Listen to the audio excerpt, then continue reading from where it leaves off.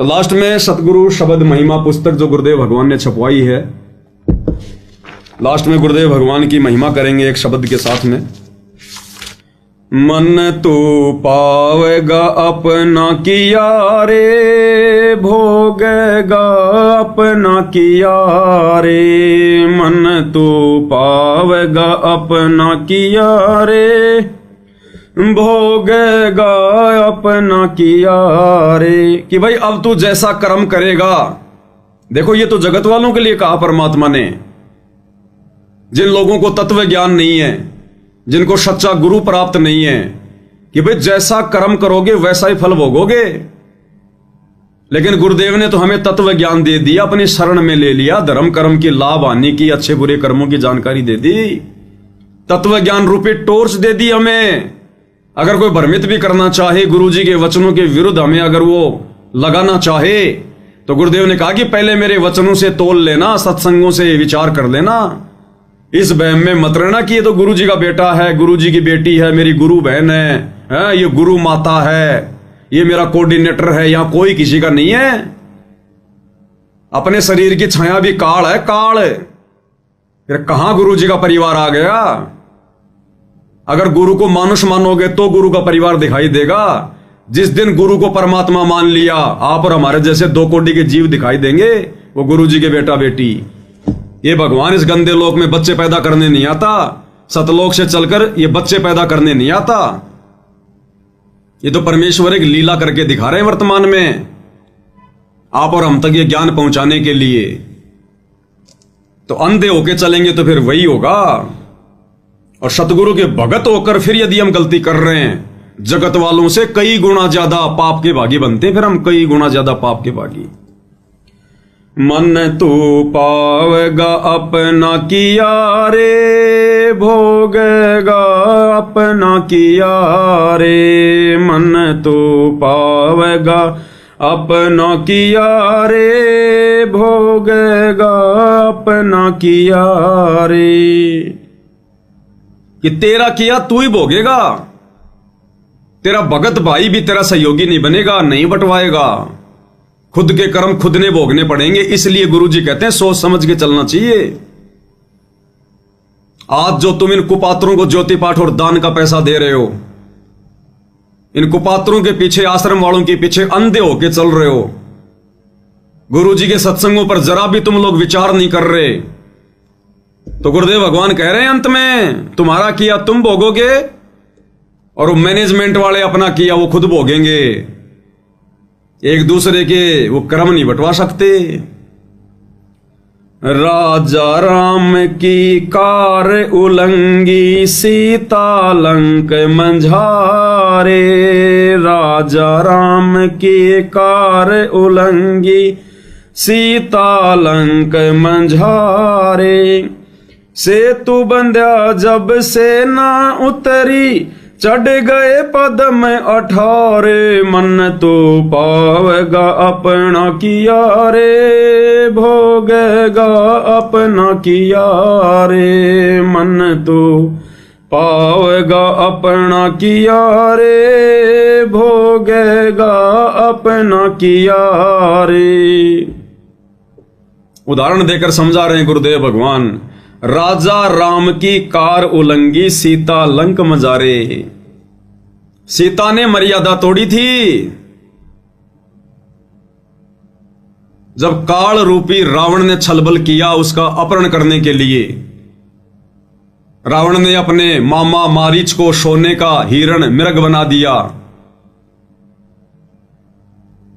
और खुद एक साधु का वेश धारण करके छलबल से सीता का हरण करने के लिए आया।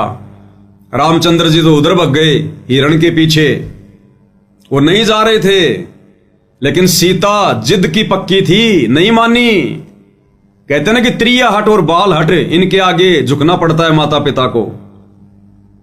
तो श्री रामचंद्र जी को अपनी पत्नी के हट के आगे झुकना पड़ा, क्योंकि रामचंद्र जी को तत्व ज्ञान नहीं था। अगर वर्तमान का कोई भगत होता तो 2 मिनट में कह देता भगवान तने जो करना कर, तेरे लिए मैं मेरी मर्यादा तोड़ूंगा क्या? मैं मूर्ख हूं क्या? सोने का भी कोई हिरण होता है क्या? ये तो कोई माया है, माया। लेकिन उसको तत्व ज्ञान नहीं था भाई, और उसके सिर पे काल बैठा था। इसलिए सोने के हिरण के पीछे दौड़ लगा दी। अब हम जिसको सीता माता कह के जिसकी पूजा किया करते थे, वो अपने पति की भी बात नहीं माना करती थी, अपने पति की भी बात। वो पतिव्रता भी नहीं थी ढंग से। पतिव्रता केवल वो ही नहीं होती जो अपने पति के अलावा किसी और से शारीरिक संबंध ना बनाए। वो स्त्री भी पतिव्रता नहीं होती जो छोटी छोटी बातों पे घर में झगड़ा रखे, लड़ाई रखे, सास ससुर के साथ में, अपने पति के साथ में, अपनी पत्नी अपने पति की बातों को ना माने।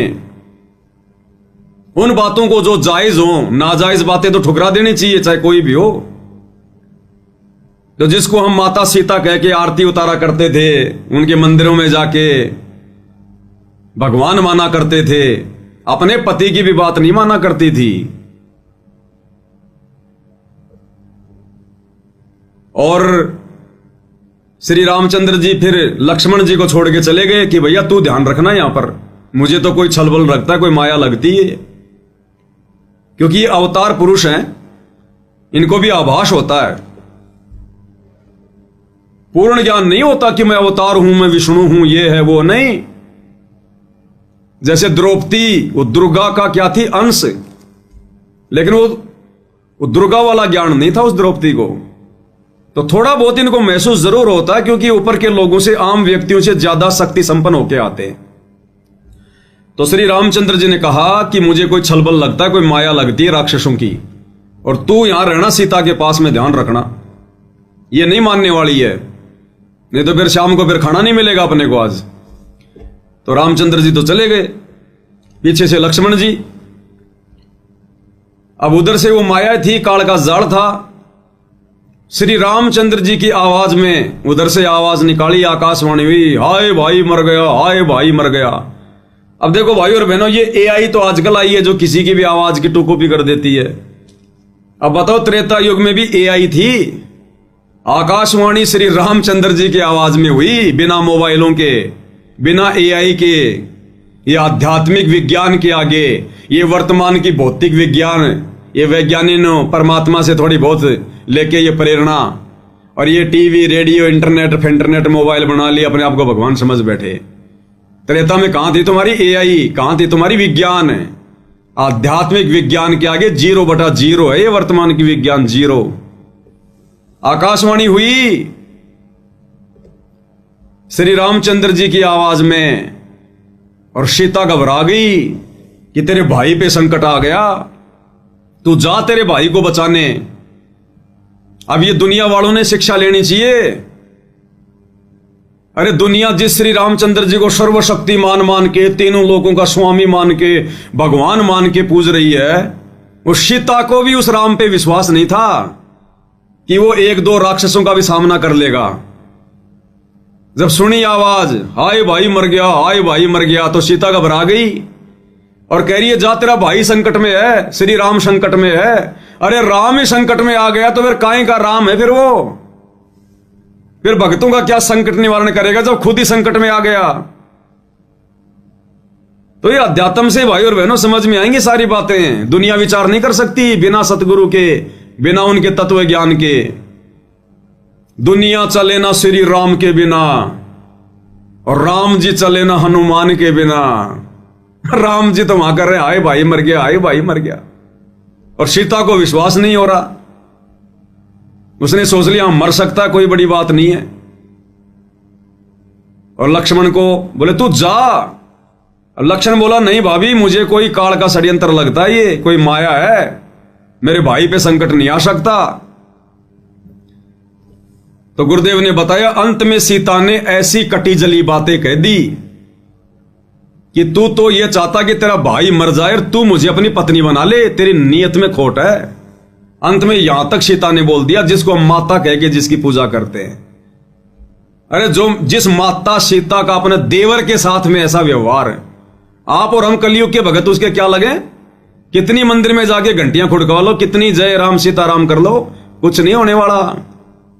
जो अपने देवर के साथ में ऐसा व्यवहार कर सकती है, अपने देवर के ऊपर भी शंका व्यक्त कर सकती है, वो लक्ष्मण जिसने 14 साल तक अपनी पत्नी को त्याग कर अपने भैया और भाभी की सुरक्षा के लिए उनके साथ में रहा, अंत में उसको यह फल मिला तो ये फल मिलता है जगत की गुलामी का।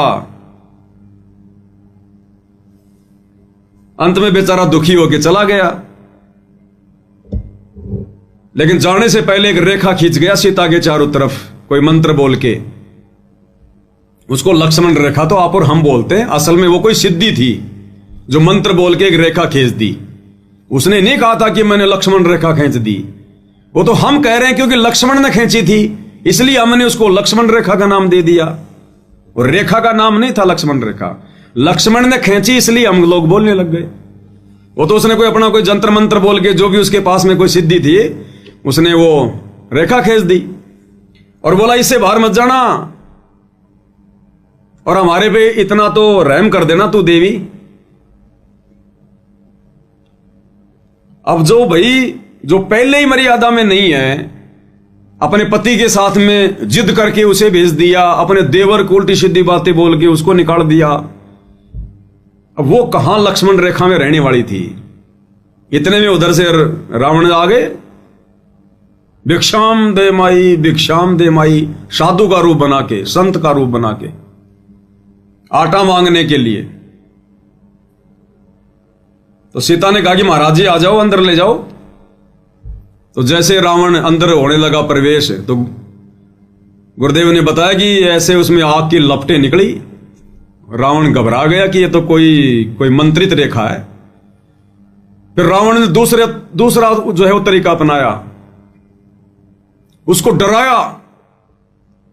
इसी प्रकार भाई और बहनों, गुरुदेव ने हमें जो भक्ति दे दी, जो मर्यादा दे दी, जो मंत्र दे दी, अगर मर्यादा में रह के जाप करेंगे, ये हमारे को नुकसान नहीं पहुंचा सकता। ये काल, और ये काल आता फिर कि इन्होंने मेरी भक्ति कैसे छोड़ दी, मेरी पूजा पाठ इन्होंने कैसे छोड़ दी। और जब ये हमारे पास आता है तो परमात्मा ने रक्षा कवच बना रखा होता है भगत के घर के, भगत के चारों तरफ। और इस काल को टक्कर लगती है, फिर ये देखता कि भाई जरूर इसने किसी परम संत की शरण ग्रहण कर ली। अब अंदर तो आ नहीं सकता, नुकसान तो ये हमें दे नहीं सकता वैसे, जब तक मर्यादा में रहेंगे। फिर ये काल क्या करेगा, ये रावण की तरह हमें डराएगा। हमारे रिश्तेदार, किसी का पति, किसी की पत्नी, समाज वाले जहां काम धंधा करते हैं वो, फिर वो हमें डराएंगे काल प्रेरणा से। काल उनके माध्यम से हमारी मर्यादा तो डुबाएगा। जैसे उसके बाद में रावण ने सीता को फिर डरा धमका के, उसके मन में डर पैदा करके कि मैं श्राप दे दूंगा तेरे को, साधु संत अगर घर से बिना भिक्षा लिए जाएंगे तो अनर्थ हो जाएगा, मैं श्राप दे दूंगा। इसी प्रकार ये काला पर हमें फिर डरवाएगा, और तेरा ये नुकसान हो जाएगा, तेरे एक ही बेटा है, कल को वो मर गया तो क्या फलना दिखना। और भक्ति तो हम भी करते हैं, काहे के नियम, काहे की इतनी मर्यादा, किसी का खाना भी नहीं, किसी की ब्याह शादी में भी नहीं। फिर ये डराएगा हमें रावण की तरह। डर गया, वो मर गया। अब सीता डर गई कि सच में कहीं कोई श्राप ना दे दे। अब गुरुदेव ने बताया कि उस नादान ने विचार नहीं किया।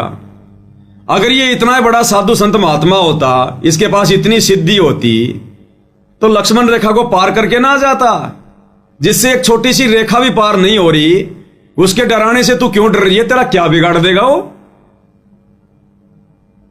लेकिन वो डर गई, कोई तत्व ज्ञान तो था नहीं, और उसने वो लक्ष्मण रेखा पार कर दी, ये सोचकर कि साधु महात्मा ही तो है, क्या फर्क पड़ेगा, अभी जाके आटा दे के आ जाती हूं। और 12 साल लग गए फिर उसको आने में, 12 साल। जो ये सोच रही थी ना क्या फर्क पड़ता है, अभी गई अभी आई, 12 साल लग गए और करोड़ों व्यक्ति मरवा दिए, करोड़ों व्यक्ति उनका पाप अपने सिर पर और धर लिया। तो इसी प्रकार गुरुदेव भगवान कहते हैं, भोगेगा अपना किया रे, पावेगा अपना किया रे। कि गुरु ने तो भक्तों को मर्यादा दे दी, भक्ति दे दी, धर्म कर्म की लाभ आने की जानकारी पर बता दी। काल तुम्हें कब नुकसान पहुंचाएगा, कब नुकसान नहीं पहुंचा सकता। अब अगर तुम हल्के में लोगे सीता की तरह इन मर्यादाओं को, कि क्या फर्क पड़ता है, छोटी सी तो मर्यादा है, क्या फर्क पड़ता है, स्टेडियम में तो बनाना है, क्या फर्क पड़ा है, हमारी 36 बिरादरी के भाई हैं, चलो आरक्षण में, अरे क्या फर्क पड़ा है, बना दो जाटों की धर्मशाला, खूब पैसा आ रहा है, क्या फर्क पड़ा है, परशुराम की जयंती में अब गैर भाई, अरे कबीर जी की जो जयंती मना रहे हैं वो नकली कबीर पंथी सिरसा में, चलो क्या फर्क पड़ता है, बैठो बसों में। ये फर्क हिस्सा पड़ेगा नानी आधा होगी आने वाले समय में। नानी अभी बैटरी चल रही इसलिए तुम्हें फर्क दिखाई नहीं दे रहा। तो सीता ने सोचा क्या फर्क पड़ा है, रावण ने डाल ली फिर अपने कंधे पे और लंका में जा टेकी, लंका में।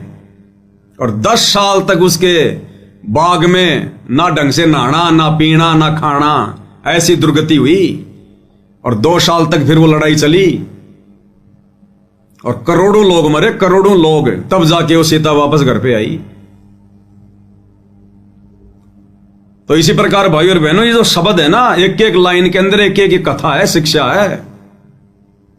तो हम भक्तों ने भी कितनी सावधानी बरतनी पड़ेगी, हल्के में ले लेनी। वो लक्ष्मण रेखा थी तो ये सतगुरु रेखा है, मर्यादा। ये जो मर्यादा गुरुदेव ने दे दी ना, ये गुरु रेखा है, सतगुरु रेखा है। वो लक्ष्मण रेखा थी तो ये सतगुरु रेखा है। वो लक्ष्मण ने खींची थी, ये सतगुरु ने बताई है। तो लक्ष्मण रेखा तोड़ने से अगर इतना नुकसान हो सकता है तो सतगुरु रेखा तोड़ोगे तो क्या होगा, उससे कई गुना ज्यादा, अनंत गुना ज्यादा। इसलिए मर्यादाओं की आवश्यकता है भक्ति मार्ग में। और रावण का भी सत्यानाश नहीं होता। अकेली सीता के अपहरण करने से रावण का सत्यानाश नहीं होता। रावण का सत्यानाश गुरुदेव ने बताया, उसने साधु संत महात्माओं की वेशभूषा बना के उसने साधु बाणे को उसने लज्जित किया, उसने अन्नदेव का अपमान किया। वो कुकर्म करने के लिए काल तो साधु महात्माओं को भी बदनाम करवाना चाहता था ना उस समय, कि लोगों का भक्ति से विश्वास उठ जाए। इसलिए रावण को उसने प्रेरणा की कि तू संत का रूप बना, ताकि संतों से लोगों का विश्वास उठ जाए। और संत रूप में भगवान धरती पे आता है, तो ये काल की चाल थी। तो रावण को इस बात की सजा मिली कि उसने संत वेशभूषा को बदनाम करना चाहा, जिस वेशभूषा में यहां परमात्मा आता है। क्योंकि सत्ययुग, त्रेता और द्वापर में परमात्मा उसी वेशभूषा में उसी प्रकार से आते हैं, साधु संत महात्मा ऋषि का रूप बना के। काल ने उसी को बदनाम जो है वो करवाना चाहा। तो पहली सजा तो इस बात की मिली कि उसने संत वेशभूषा का उसने दुरुपयोग किया। जिस साधु बाणे में लोगों को ज्ञान समझाना था, धार्मिक काम करने थे, उसने सीता का अपहरण करने जैसा दुष्कृत्य किया। दूसरा, सीता का अपहरण करने के लिए उसने अन्नदेव का सहारा लिया, आटा, अन्न, इसलिए उसको सजा मिली। उसने अन्नदेव का उसने अपमान किया, अन्न के बहाने कि भिक्षाम दे माई, आटा दे। उसने अन्नदेव का अपमान किया, इसलिए फिर रावण की भी दुर्गति हुई। तो परमेश्वर आप और हमें समझाना चाहते हैं शब्द के माध्यम से। गुरुदेव का मकसद को रामायण समझाना नहीं है, ये रामायण तो हमने बहुत पढ़ रखी है। इन उदाहरणों के माध्यम से गुरुदेव समझाना चाहते हैं कि तुम्हारे साथ भी वही है। तुम अपने आप को सीता समझ लेना, हम भगत है सीता, और हमारे गुरुदेव हैं लक्ष्मण, जिन्होंने भक्ति देके और हमारे को मर्यादाओं में बांध दिया कि इस मर्यादाओं से बाहर मत जाना।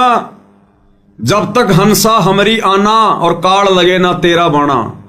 लक्ष्मण ने भी ये कहा था, भाभी जब तक इस रेखा के अंदर रहेगी तेरे ऊपर कोई आपत्ति नहीं आएगी।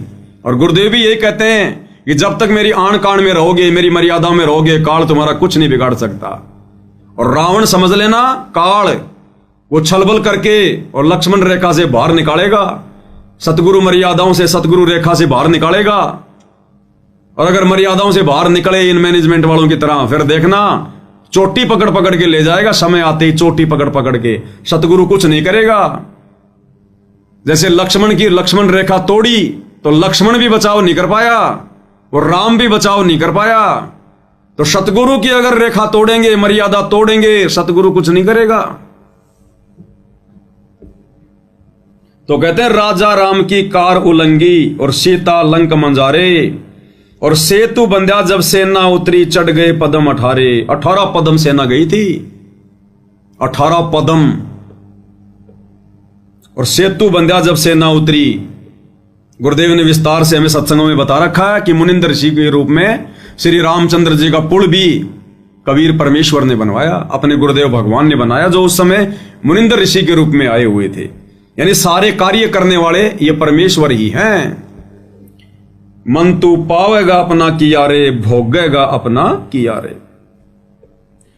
लंका तोड़ बिलंका रे तोड़ी, महारावण से मारे। लंका तोड़ बिलंका रे तोड़ी, महारावण से मारे।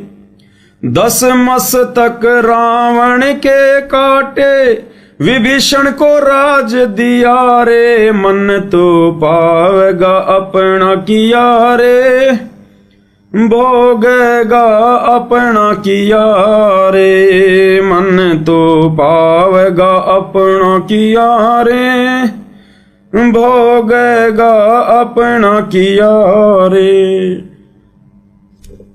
अब ये सारे कार्य करने वाले कबीर भगवान सतगुरु रामपाल जी थे। श्री रामचंद्र जी की, विष्णु जी की औकात नहीं थी कि वो रावण को मार के और सीता को वापस लेकर आ जाए। ये कार्य भी कबीर भगवान ने किया राम का रूप बना के, जो गुरुदेव ने हमें सुख संवेद से पढ़ाया गरीबदास जी की वाणियों से। लंका तोड़ बिलंका रे तोड़ी, महारावण से मारे। रावण का भाई था महारावण, वो पाताल लोक में रहता था। पाताल लोक का राज्य था उसके पास, रावण के भाई का, महारावण का। तो गुरुदेव कहते हैं पहले तो लंका तोड़ी और उसके बाद में बिलंका तोड़ी, महारावण की नगरी। और रावण को भी मारा और महारावण को भी मारा। किसने? कबीर भगवान ने।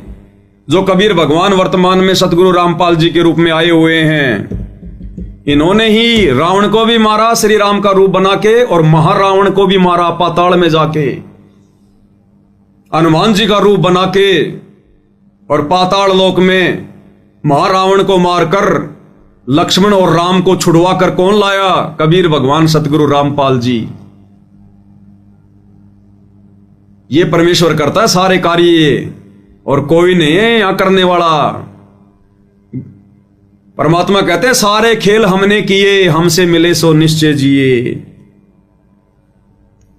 एक छोटा सा सत्संग गुरुदेव भगवान के मुख कमल से, ताकि हमें विश्वास हो कि भाई ये करे करावे साइया, मन में लहर उठा, दादू सिर दर जीव का आप बगल हो जा।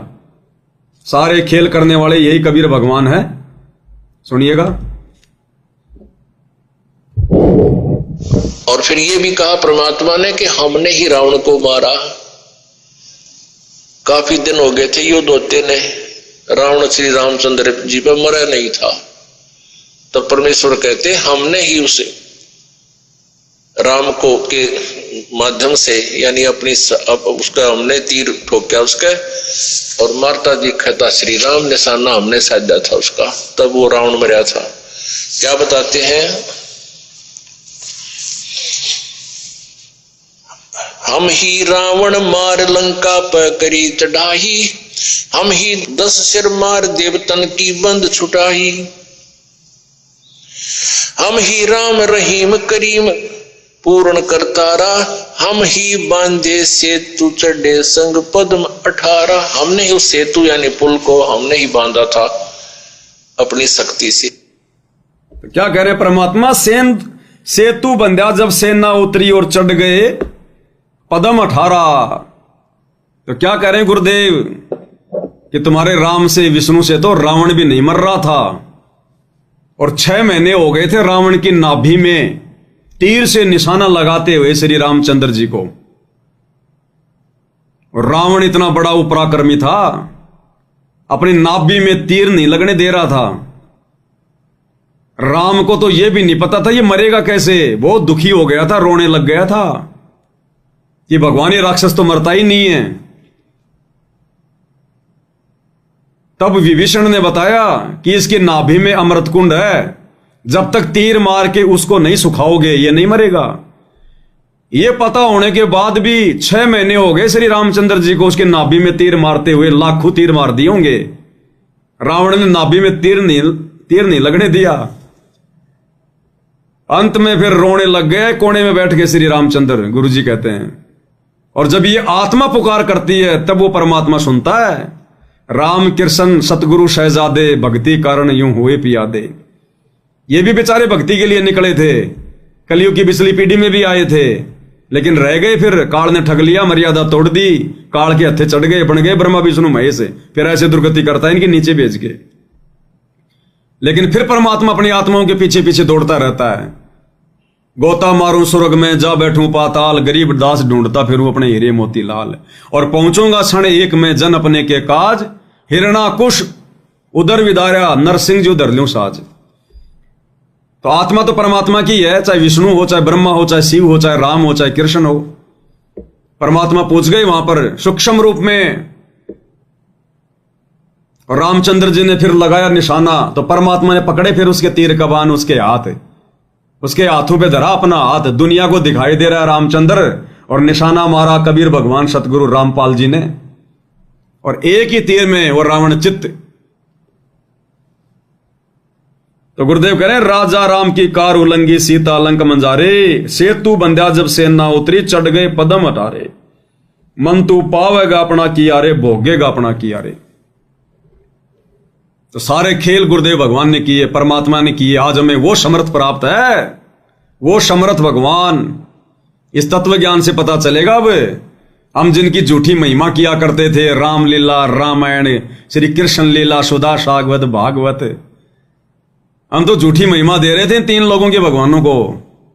असली महिमा के अधिकार ये कबीर भगवान सतगुरु रामपाल जी हैं, और पूरी दुनिया जानेगी आने वाले समय में, मानेगी।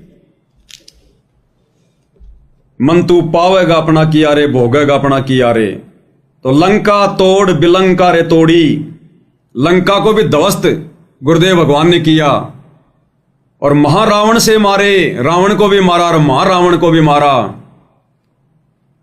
हम रमेणी में पढ़ते हैं ना, असुर निकंद रमेणी में, रावण महारावण से मारे, और 10 मस्तक रावण के काटे, विभीषण को राज दिया रे। रावण के 10 मस्तक भी भगवान ने काटे, कबीर भगवान ने। अन्यथा शंकर जी का वरदान रामचंद्र जी कैसे काट देगा उसके शीश? वो तो अवतार रूप में आए हुए थे सीमित शक्तियां लेके। तो कबीर भगवान सतगुरु रामपाल जी ने ही श्री रामचंद्र जी का रूप बनाकर सूक्ष्म और 10 मस्तक रावण के काटे थे, क्योंकि वो 10 मस्तक काटे बिना नाभि में तीर नहीं लग सकता था। और विभीषण को राज दिया रे। और रावण के मरने के बाद में लंका का राजा विभीषण को वो राज्य दशरथ पुत्र रामचंद्र ने नहीं दिया। ये परमात्मा बुद्धि चेंज करता है। वो राज भी कबीर भगवान ने दिया, सतगुरु रामपाल जी ने, क्योंकि त्रेता युग में जब भगवान मुनिंद्र ऋषि के रूप में आए हुए थे और लंका में जाके राजा जो है वो चंद्र विजय भाट को अपनी शरण में लिया, उसके परिवार को अपनी शरण में लिया। और चंद्र विजय भाट की जो पत्नी थी वो मंदोदरी की नौकरानी थी, उसका मनोरंजन किया करती थी। तो मंदोदरी को भी जब ये ज्ञान समझने को मिला तो मंदोदरी ने भी मुनिंद्र ऋषि रूप में आए हुए कबीर भगवान सतगुरु रामपाल जी से उपदेश ले लिया था। और मंदोदरी के कहने से फिर विभीषण ने भी ले लिया था। क्योंकि भाइयों और बहनों, लंका में तो कोई श्री राम का नाम भी नहीं जानता था। और हम लोग सुना करते थे कि जब सीता जी की खोज करने के लिए हनुमान लंका में गया तो वो देख रहा था जा जाके एक जगह, जब वो ऊपर से जा रहा था तो देखा कि नीचे कोई राम राम राम राम कर रहा है, कोई राम राम कर रहा है। उसने हनुमान बड़ा चिंतित हुआ कि लंका में तो कोई राम का नाम भी नहीं जानता, राम है कौन, कहां का है, और राम का नाम कौन ले रहा है यहां। वो गया वहां पर, छुप के सुना, देखा, फिर बातचीत हुई।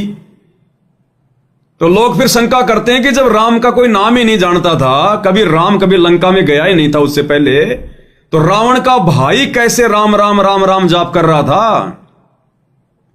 तो अब गुरुदेव ने अपने तत्व ज्ञान में बताया कि तेरी सीता के हरण से पहले मुनिंद्र ऋषि के रूप में जाके विभीषण को और मंदोदरी को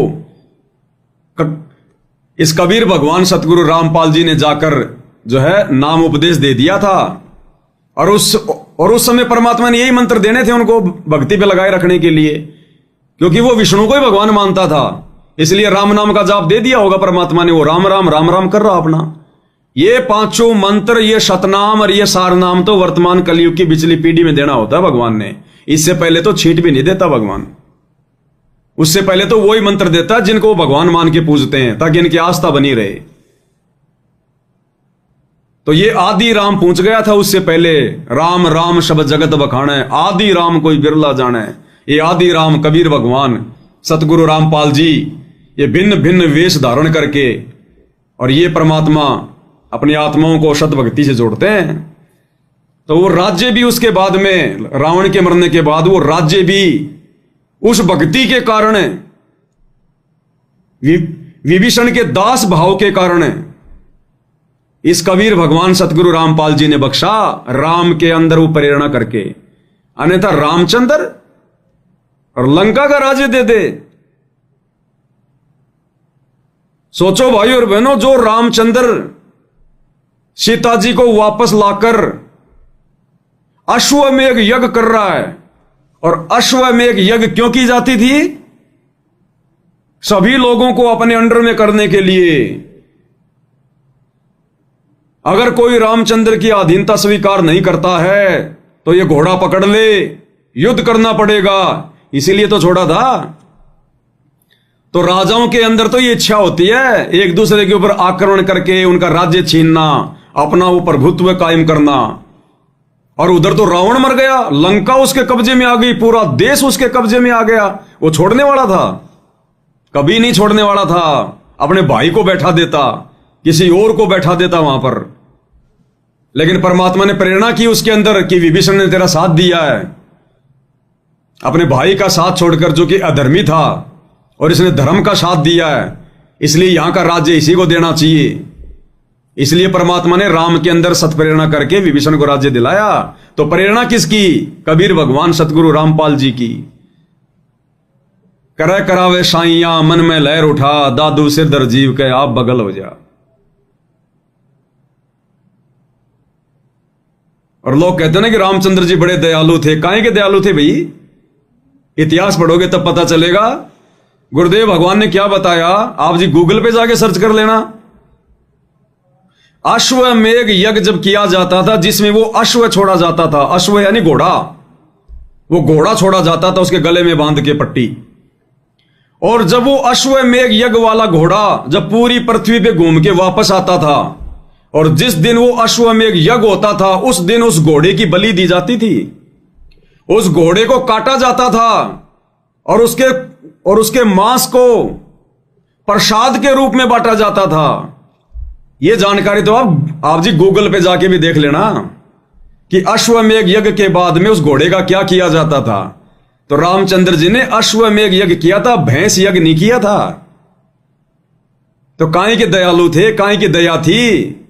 वो तो जीव हत्या करते थे, जो हत्या करता वो खाता भी होगा।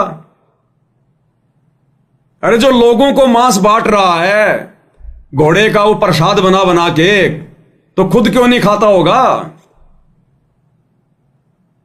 अब ये हाल था इनका, जिनको हम भगवान मान के पूज रहे थे, परमात्मा मान के पूज रहे थे। दया धर्म की कोई चीज नहीं। तो अब पता चलता है इस परमात्मा के तत्व ज्ञान से, भगवान की शरण में आने से। तो परमात्मा कहते हैं, लंका तोड़ बिलंका रे तोड़ी, महारावण से मारे, 10 मस्तक रावण के काटे, विभीषण को राज दिया रे। गुरुदेव कहते हैं ना, जय तन चाहिए राजपाट तो धर ले ध्यान हमारा। इस परमात्मा की भक्ति से ही मिलेगा राजपाट भी। बाकी राजनेताओं की रैलियों में धक्के खाने से, उनके चरण चाटने से सरपंची का पद भी नहीं मिलेगा, सरपंची का भी। ये गुरुजी के दोनों लड़के कहां फूल रहे हैं, चुनाव लड़ने की सोच रहे हैं, और बन भी गए तो निरे अपने कर्म फोड़ोगे, निरे अपने कर्म।